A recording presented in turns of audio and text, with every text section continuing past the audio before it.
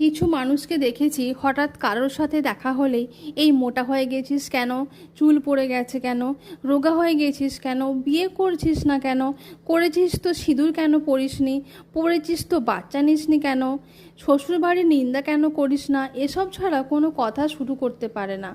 কথা শুরু করার কয়েকটা ডেমো দিই, দেখো হয়তো সাহায্য হবে। কেমন আছিস, কতদিন পর দেখা হলো, বাড়িতে সবাই কেমন আছে।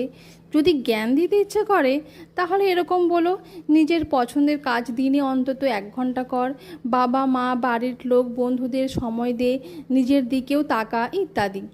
আরও যদি জ্ঞান দিতে ইচ্ছে করে তাহলে এরকম বলো, বেশি করে জল খা, গাছ লাগা, ব্যায়াম কর, সমাজের জন্য কাজ কর ইত্যাদি। আরও লাগলে আরও টপিক দেবো, কিন্তু প্লিজ কেন ট্যান পড়লো, কেন বুড়ি হয়ে গেলি, কেন রোগা হয়ে গেলি, এসব শুরু করবেন না প্লিজ। এসব পিএনপিসি আমার সত্যি সহ্য হয় না, জাস্ট সহ্য হয় না।